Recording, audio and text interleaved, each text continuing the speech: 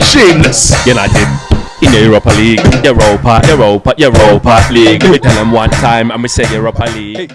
Real Sociedad 0, Manchester United 1. We don't finish top of the group, unfortunately. We're going to have those 2 extra games in February, and we're going to play those teams that are going to drop down from the Champions League. So we could have ties against the likes of Barcelona, Ajax, Juventus, to name a few.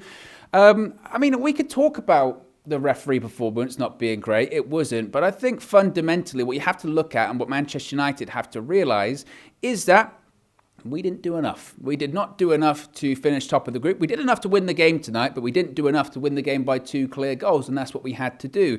I think particularly in that second half, after a first half whereby we did actually create some opportunities. Of course, Garnacho scores a fantastic goal. I'll talk about him in a second. And you had Cristiano Ronaldo have a half opportunity and to lob over the keeper. He might have been offside. But in the second half, I can't really recall a time where we really threatened Real Sociedad's goal. I can't really recall a time whereby their keeper had to make a great save. I can't really recall a time where Manchester United really threatened Real Sociedad in the second half. And because of that, we only win the game by a goal to nil. And because of that, we finished second in the group. So that is going to mean extra games. And I think what Erik ten Hag could look at now is this is what happens. And we've said this since the beginning of the season. An injury here, a suspension there, an illness there. We don't have the strength and depth in our squad to really properly just not win games, because we won today's game, but really dominate teams and get the job done. And that's going to be an issue. I mean, can't ignore it. We brought on Harry Maguire as a striker today with 20 minutes left, 15 minutes left, because we had to resort to Route 1 football to try and get an extra goal. And I understand sometimes that happens. I understand sometimes that's tournament football and that's competition football. But ultimately, again, that goes to show that Erik ten Hag is desperate for strength and depth. He's desperate to get another striker in. And I don't know if we're going to do that in January, because I'm not sure if the funds realistically are there.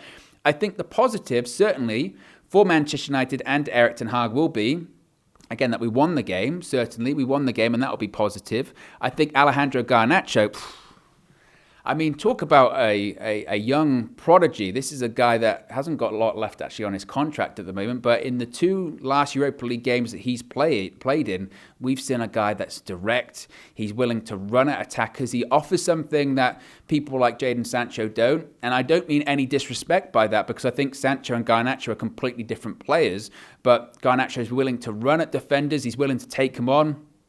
I thought particularly in the first half we were pretty good at getting the ball out towards him. And I know it's a big comparison to make, and I know people will be saying, oh no, Owen, don't do it. Don't compare him to a young Cristiano Ronaldo. But that goal he scored was very Ronaldo-esque, when he was younger in his career, earlier on in his career, whereby he gets the ball. He's still got a lot to do. I think the build-up play from United is good. The weight of pass from Cristiano Ronaldo is also good. But Garnacho, make no mistake, still has a lot to do. He still has distance to travel. He gets the ball out of his feet and he puts the ball in the top corner. And I think any other day, if it wasn't a situation whereby we had to win by 2 clear goals, we just had to win the game, we'd be praising Garnacho for getting a crucial goal and a critical European tie. And I don't think we can ignore that. So that's certainly a positive. And that left-hand side is really up for grabs right now. I don't think Garnacho is the priority in that position. I still think it's probably Marcus Rashford. But still, you could say we've got 3 players on that left-hand side that are all vying for that spot. If only we had that level of competition in other aspects of the pitch, like the right-hand side, for example. I think Cristiano Ronaldo, we'll touch on him.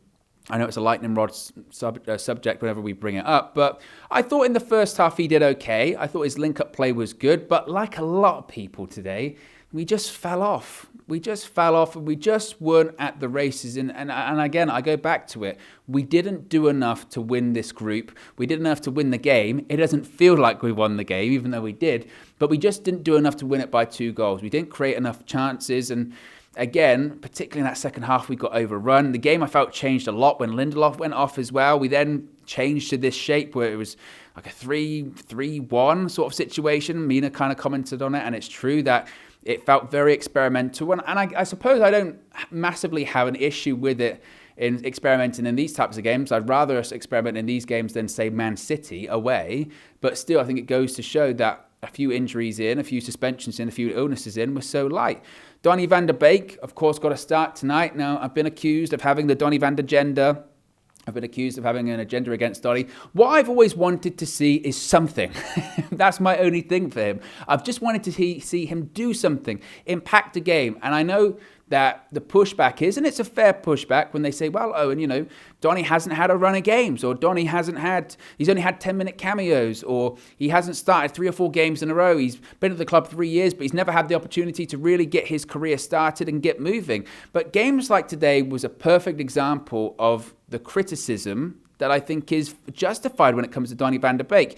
Yes, he made some good runs off the ball. Yes, sometimes he was asking for the ball in positions and he didn't receive it. But eventually, if you're ghosting through the game, which is what he did today, if you're ghosting through the game, go and affect it. Go and get the ball yourself. Go and do something with it. Go and make sure that you're no longer a ghost. Appear in the land of reality and do something on the ball. And he didn't do that at points today. And he wasn't the only one. I thought Christian Eriksen had a really quiet game.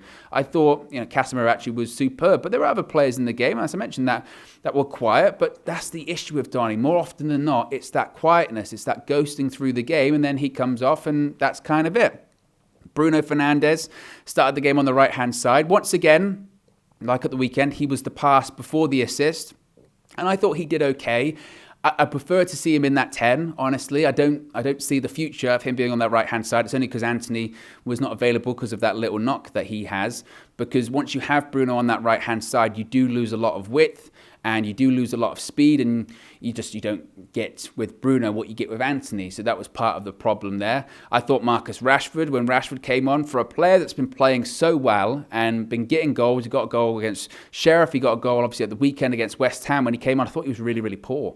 I thought we saw Marcus Rashford of what we've seen last season, of when he gets the ball and it bounces off his foot, or he runs into blind alleys when he has space. And again, it just encapsulated Manchester United in that second half, whereby again it was sloppiness. And I know that KG after the game was talking about the referee, and I do think the referee had a poor performance, but it's never in my prerogative to blame the referee or blame refereeing decisions throughout this tournament so far.